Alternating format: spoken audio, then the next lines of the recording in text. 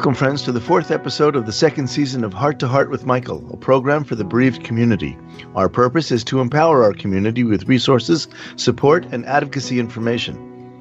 This season's theme is a celebration of life, and we're lucky to have world-famous Philip-Proctor on the program with us once more. Today's show is Dear Friends, Remembering Phil. We'll be talking with Philip about his relationship with the Firesigner member, Phil Austin, some of Philip's favorite memories of Phil, and finally, we'll learn what Philip thinks Phil's legacy is to us and how he celebrates Phil today. Guest co-hosting today is our friend Philip-Proctor, and he's going to read his bio. Yes, which this should be enlightening. I am a celebrated actor, singer, writer, and producer, and a founding member of the legendary three-time Grammy-nominated Firesign-theater comedy quartet. Why haven't we been given a lifetime award yet? Oh, well, I'm still alive, so maybe it'll happen. Whose archives were just purchased by the Library of Congress. Isn't that amazing? For $500,000. Wow. He's played on and off Broadway, toured the U.S., Russia, and Canada, and is a longtime member of the celebrated Antaeus Classical Ensemble in Glendale. He's won Theater World, LA Weekly, and Drama Critics Awards, and shares a star on the Hollywood Walk of Fame for his role as Howard in the Emmy-winning Rugrats. That's right, I'm the father of Phil and Lil. Voice credits include Academy Award-winning films for Pixar and Disney, including the anime Spirited Away, wonderful movie. I'm also the drunken French monkey. I am a social drinker in Dr. Dolittle and Dr. Vidic in Assassin's Creed. Aspergo wants you. He recently appeared, in the world premiere of For Piano and Harpo at the Gary Marshall Theater, written by and starring Homer Simpson, also known as Dan Castellaneta.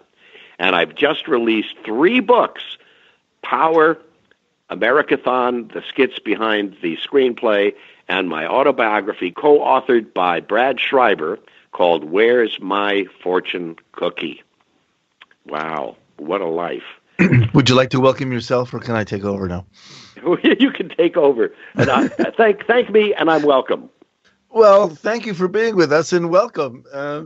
I am so happy to have you here again on the program. So let's start by talking about how you met Phil. When I reconnected with Peter Bergman, who had been my classmate at Yale, and who had written lyrics for 2 musicals that I starred in, written by Austin Pendleton.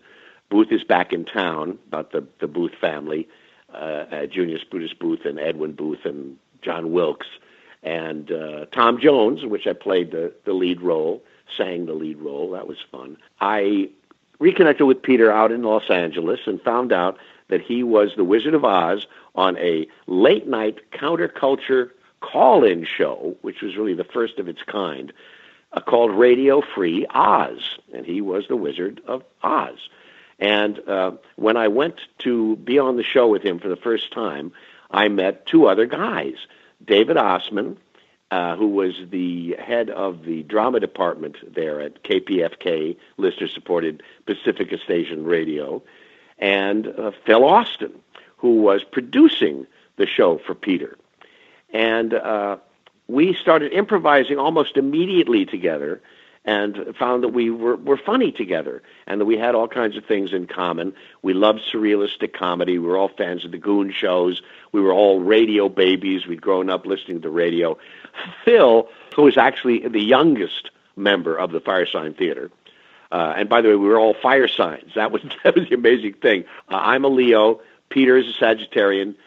Dave Osman's a Sagittarian, and Austin, much to our dismay, is an Aries. And actually, if you look at the cover of Don't Crush That Dwarf, Hand Me the Pliers, which is one of our most famous albums, and the one that was inducted into the Library of Congress that led to the acquisition of all of our archives in Washington, AC/DC, you'll see that there is a caricature of us in our astrological embodiments. And that was created by Bob Grossman, who was Peter Bergman's roommate at Yale, and who basically created the airbrush art revolution, and did, has done covers for Time magazine, all kinds of things. Anyway, in that you'll see that David and Peter, the Sagittarians, on the back of their haunches, of their horses' haunches, is me as a Leo and Austin as an Aries. And in many ways, that was the relationship that we had. You know, both Peter and David were kind of the driving forces of our writing collaboration together. David actually sat at a typewriter and typed the material in our writing sessions. Bergman was always the comic driving force behind most of the ideas that we were trying to create. And Austin and I were kind of we were the backup men. We came up with a lot of comic ideas. We created a lot of comic characters. I think Phil Austin's most famous creation was Nick Danger, Third Eye. And interestingly enough, that album, which was in our second album, was How Can You Be in Two Places at Once When You're Not Anywhere at All? And the first part of the album was really all that we had written. And we were going to do Nick Danger, Third Eye, America's only detective, as a radio serial, because we were on a radio station. I think we were on KPPC at the time. But anyway, we wrote it. We wrote the first half-hour pilot for the... I remember that. I've heard of that. I've heard that it was supposed to be a radio program. Yeah, it was going to be a radio program. But when we got to the station that afternoon, Sunday afternoon, to do the show, we found that they changed the locks on the door. They changed management overnight, and they were now doing, like, I don't know, Hasidic acid rock and roll country music or something like that. We said, well, what shall we do with this wonderful material? And we said, well, look, there's two sides to a record, so why don't we just put it on the other side? And we did, and that was really our breakthrough album, because everybody could relate to the cinema noir detective stories from radio and movies, okay? And Phil Austin, of course, was the voice of Nick Danger, and he just captured that character just perfectly. Although as Rocky Rococo, I was insanely jealous of his success at the time. A stupid fool. But anyway, that was his signature, and well, of course, I'm going quite afield from the first time that I met him. That's fine. But really, from the very first time that I met Phil and that we started playing together, I realized that he was an antic actor and that he could create characters out of whole cloth right there, around, in front of the microphone. And I had tremendous admiration for him and loved working with him. Can you tell me about your relationship with him as a friend, as a person outside maybe the Firesign, or maybe even part of that? Yeah, Phil was a very complicated character. He was meticulous. He was he took over the producing duties of our records. He would keep meticulous track records, what was on every track of the album that we were creating, and he was also aware of the budget and how monies were being spent and how many hours we spent in the studio and all of that. But the reason why we became close was because we were both actors. David was more of a poet, and Bergman was more of a performer, but Phil and I were both trained professional actors, and we actually had an opportunity to work together on the stage in Los Angeles at the Mark Taper Forum in a play called Musica, written by John Guare, whom I had also gone to Yale with. He was in the drama school, and I got my BA in drama in my senior year and got to know John Guare, and I ended up being offered the lead role of Jack Argue, which is John Guare's name mixed up, in this amazing play called Musica, which I won a Theater World Award for, some kind of award for, LA Weekly Award, that's what it was. And Austin and I had a scene at the end of the play together. It was actually a scene in which I commit suicide. We're both getting into clown makeup. It's a comedy. To go out to fight the war in Vietnam. And anyway, we worked together on the stage professionally. His mother actually had taught drama in Fresno, where Phil comes from, And so we had mutual respect for one another as actors.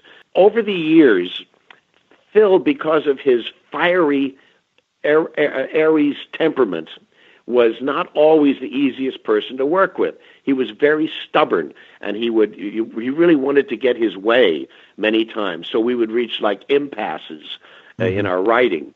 But the amazing thing that we learned from that was that when we take our material into the studio to record it, we would improvise, obviously, once we were bringing it to life. And sometimes we'd just throw the script away and go back to our radio work together and create something new out of the material right there in front of the microphones. You see, we were very lucky because we had a spoken arts contract, which a fellow named John McClure had ensured that we have. After our first album came out, the suits at Columbia Records didn't know what to do with us, and they were really thinking of dropping us from the contract. And John McClure, who was the head of the spoken arts division, said, no, these guys are geniuses. They're going to be very famous. We got to keep them on. I'm going to sign them to a spoken arts contract. That meant that we had unlimited free studio time. Whoa. Okay?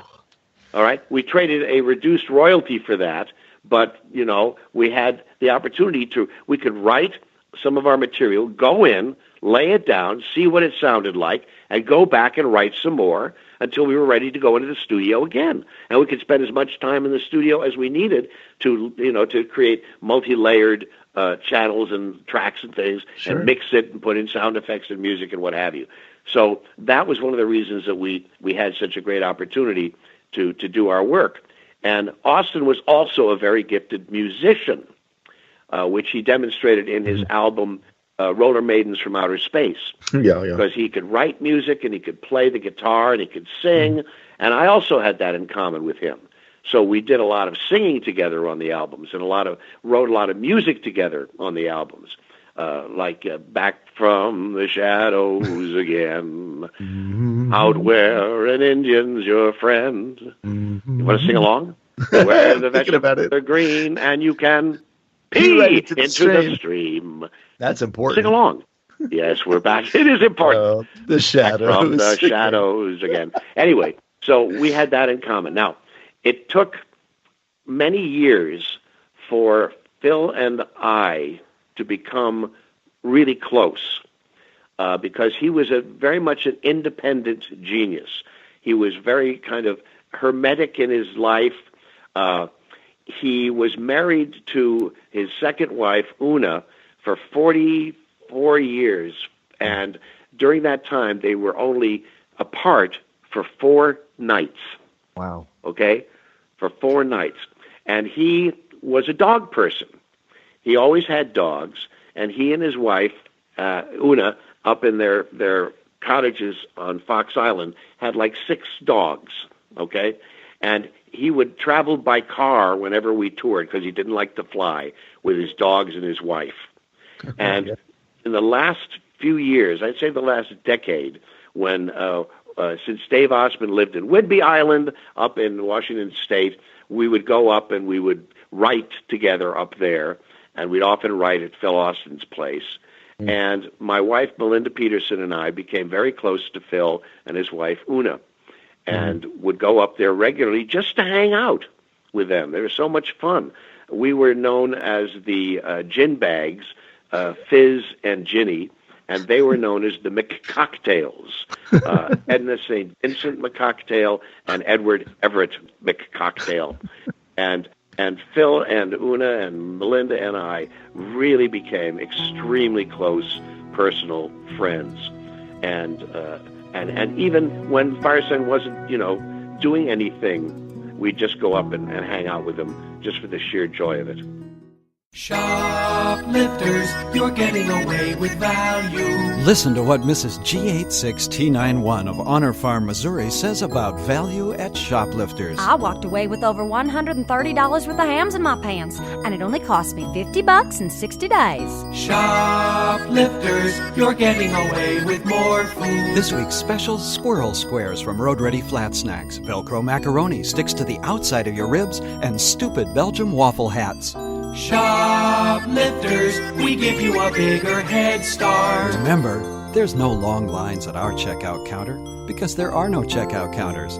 We just follow you to your car and read you your rights. Shoplifters, a market that puts you away. Visit our 7 convenience stores in King's Nose.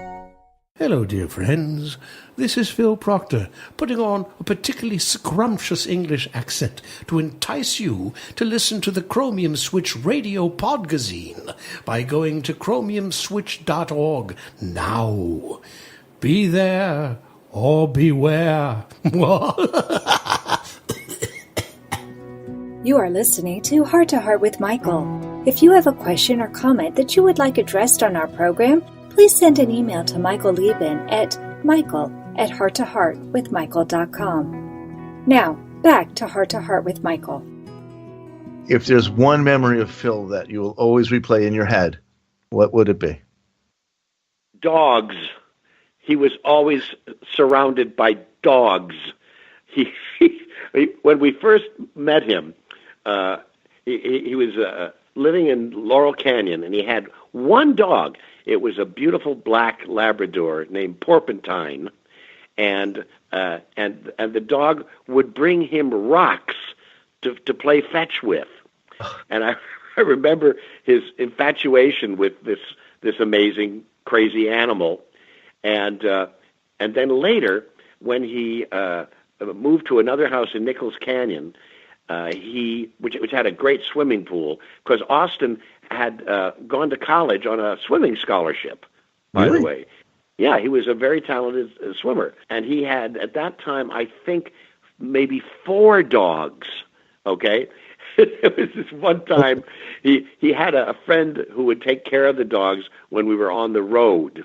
And this is before he started traveling with his dogs in his camper all the time. And we went away, we did a tour it was a California tour, so it was all drivable. And when he came back, he discovered that his friend had fallen off the wagon and had stopped taking care of the dogs, and they had pooped all over the carpets in their house. They had to tear up all the carpeting and replace it. And I think after that, he started traveling with his dogs wherever he went. Okay, and so for the rest of his life, touring with the Firesign-Theater, it would be Phil Austin and his 4 or 5 dogs and his wife.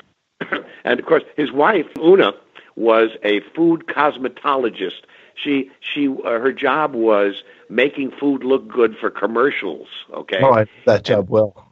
And she was the most famous food cosmetologist in Hollywood, and Phil would work with her, and that meant that whenever we were touring, we always had what they call great craft services. She always would fix all kinds of great snacks and things for us backstage, okay? So we put up with the dogs because we were well fed by his darling wife. So that's my major memory of Phil Austin will always be an association with dogs, from cattle dogs to chihuahuas. That was the range of kind of animals that he had. It was, anyway, woof. How would you describe his personality for people like me who don't know him? Austin was private. He was a very private person, and he did a lot of independent writing, very funny writing. This was common for all of us. We would all bring our own personal writing to the table, and we learned to do that because of our radio experience. We like to surprise one another and make one another laugh by bringing in independent material and springing it on the other guys unsuspectedly.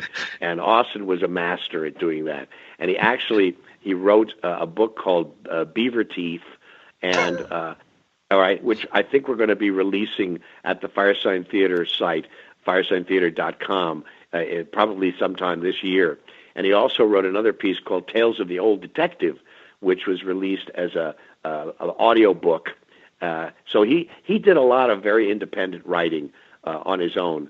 And when he moved out of Hollywood and up to Fox Island near Tacoma in Washington State, he became even more of an independent writer, and would spend a lot of time, just coming up with his own material, which was very beneficial to us when we started touring together again, because he had created these very funny standalone pieces, like The Insane Painter, and Dr. Me, and School Lunches, okay, and the TV Glide, which was, I remember that. Again, all this independent material which we could fold into our touring shows, okay, and we all did that, but he was a master of it and created very funny characters to go along with it.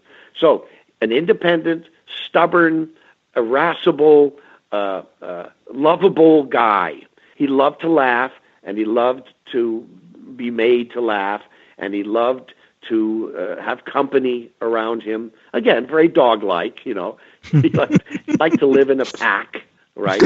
And, very social in that regard, and yet extremely private in every other aspect of his life. So he was contradictory in a way, contradictory. So I want to ask you, the TV Glide that I know from Dear Friends, which is early, he wrote that? Yes. Wow. Yep, he wrote that stuff independently. Was that improv? Or because it just flows out so beautifully? No, he wrote it. He wrote it. We all wrote a lot of stuff on our own, and we would then perform it, which gave it, an improvisational feel, because it was our material. We could do whatever we wanted with it. Yeah. And sometimes we'd write material for the other members, but we would spring it on them live on the radio. Okay, no rehearsal. We just passed scripts around and said, okay, you're playing, Captain Befallen, and you're playing, Mary Magoon or whatever, and then we just do it live on the radio. And we had an engineer named Earl Jive, the live Earl Jive, who's still a friend of mine, and he would improvise sound effects and music. He would drop in sound effects unexpectedly when we were doing a skit, and we'd have to respond to it. So it was really wonderful, wacky fun. Again, because we were doing it for ourselves, and other people liked it and would come and sit in the studio on the floor, so we had an audience of sorts, and it was just really fun. The whole Dear Friends radio series particularly was very successful. Was I had to split it with the sound effects man. Thanks, Rocky.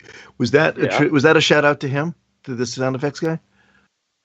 Yes, it was. In many ways, it was, because he really became an integral part of our of that particular show, the Dear Friends show. My head is exploding that you're sitting there on live radio and someone gives you a piece of paper and says, "Do this." Yep, that's right. And you don't know what's coming. That's right. There's words for that I can't use on radio, but that's very daring. It was fun. It really was. Life on the edge, A lot of the best comedy comes out of that kind of insecurity, I would think so, but doing it live on radio, I mean, that's a big audience. You guys big risk takers, and I applaud you for that. It's funny again because we started on Radio Free Eye Show, which was on listener-supported radio, and our records were also our success was listener-supported, because when we put our records out in this uncensored world, not to be played, we did not expect them to be played on the air. We were just putting them out there and seeing if people, listened to them, and we found ourselves supported by an audience, a hip audience that we didn't know existed. I called it a bad head cult, or hip pockets in the backside of America. And all of a sudden we found that we were selling a lot of albums. And so Columbia Records got behind us and would promote us. And we were able to make one of our movies. By the way, our movies are available in a double DVD set called Everything You Know Is Wrong, the Declassified Firesign-Theater.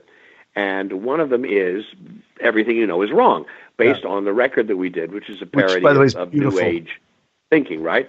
And the way that we did that, Columbia gave us like $10,000 to make a promotional movie. So what we did was that we lip-synced to the record, okay? And that's why we were able to make it for such a small amount of money. And we worked with a cinematographer named Alan Davio, who went on to work with Steven Spielberg on some little projects like E.T., okay? He's the director of cinematography on E.T., and he was our cameraman for Everything You Know Is Wrong. So anyway, all this stuff, again, is about an audience, giving an audience what we knew that they wanted. They understood who we were, what we were doing, and they were supporting us. And that was, again, why everything that we did was kind of very honest, and we weren't trying to satisfy anybody but ourselves and the audience that understood us. And that was great. That was really liberating. That's the thing. I'm not sure that you discovered that audience. I think you created that audience. I think when you put it out there, people said, hey, we haven't heard this before, and it's really good. And I think that you did that. That's a good point.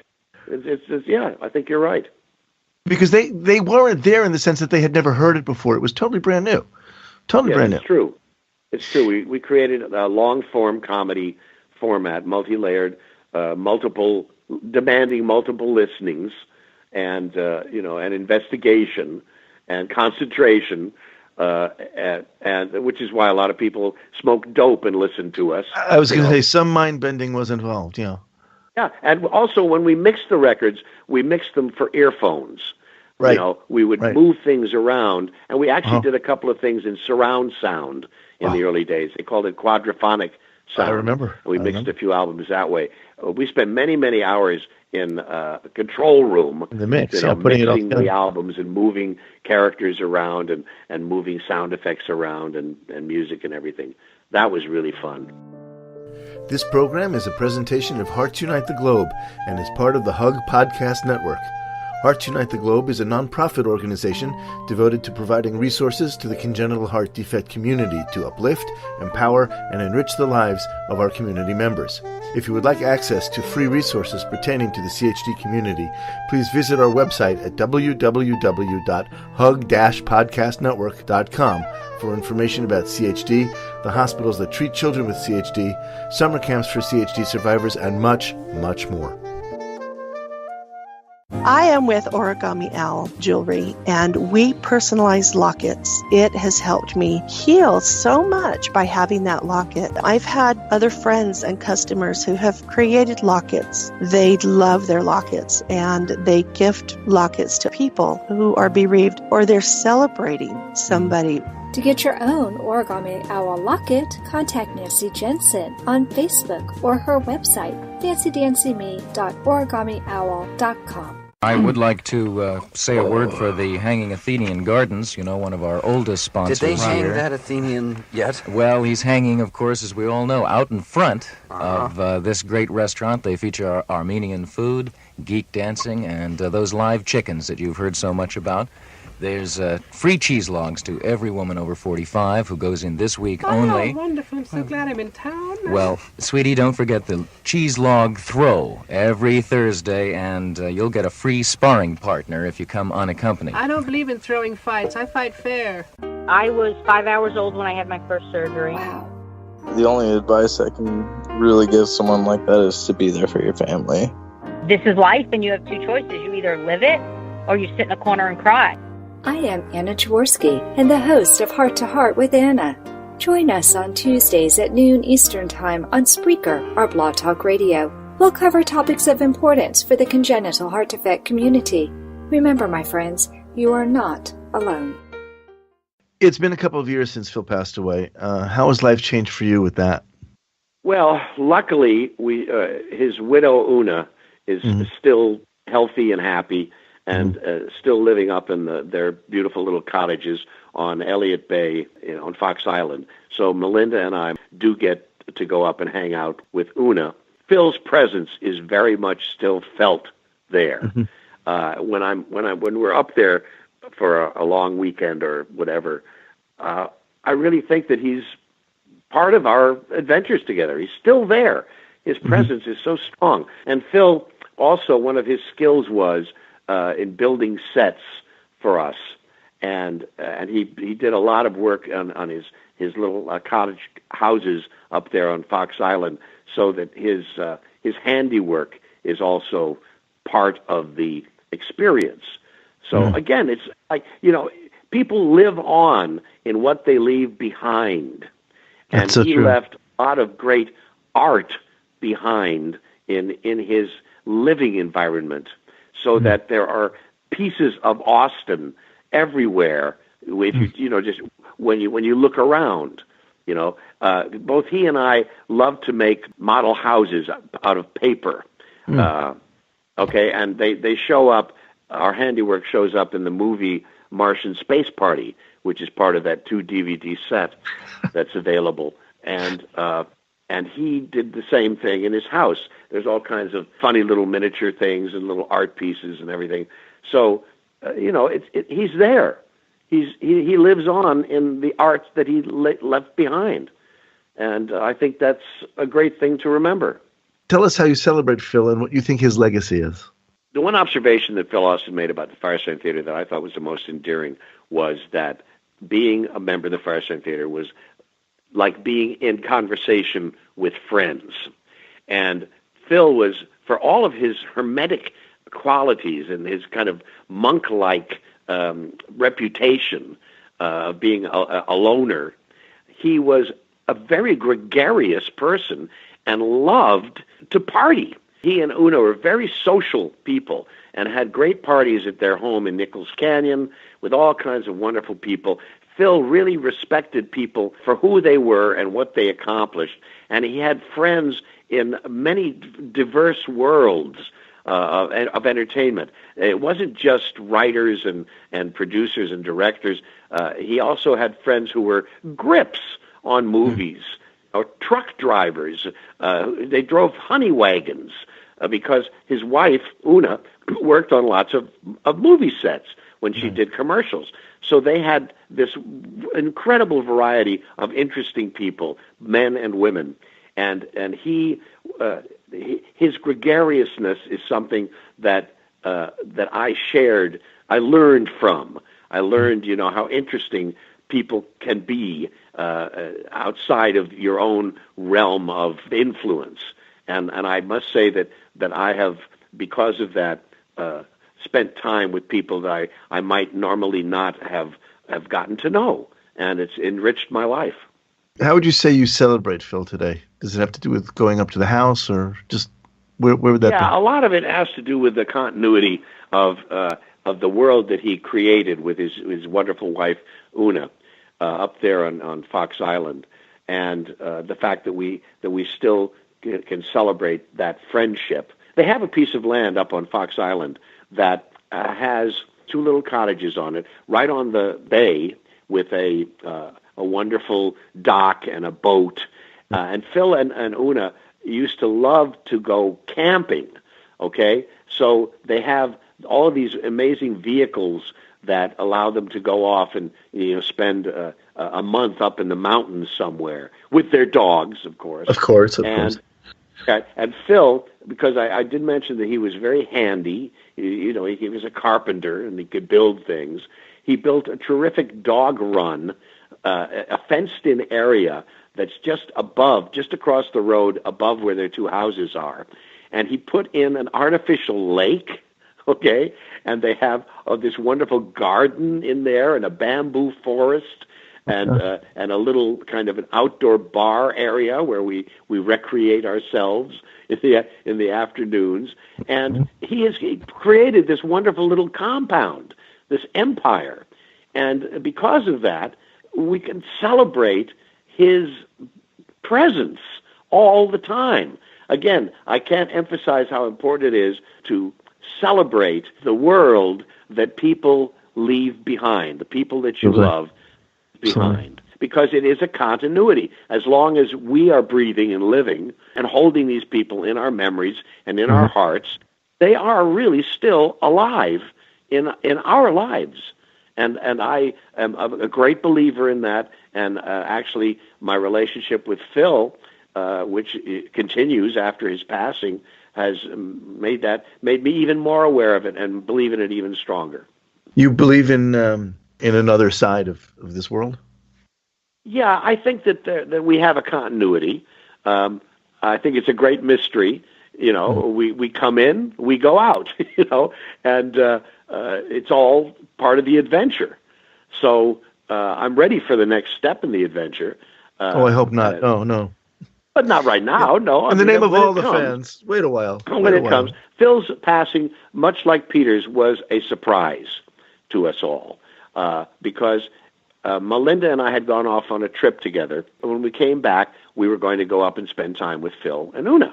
For some reason, the visit kept getting postponed because Phil was going to have some kind of hernia surgery or something. And it was just like, we're putting it off or this, that. But so we get back, and we hadn't been back for maybe less than a week. We got a phone call early in the morning from Una, and she said, Phil has passed away. We were shocked.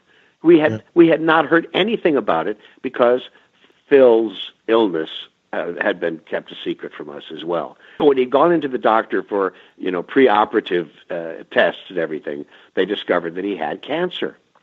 And so while we were away on our trip, he had been undergoing treatment for cancer, and eventually his heart just gave out, and he died actually in his bed with his Una by his side, surrounded by his beloved dogs. So it was a good passing. Why do you think people keep things like that a secret? I think because they don't want interference in the process that's going on. Una was protecting Phil from having us all say, how are you? How are you doing? What can I do to help?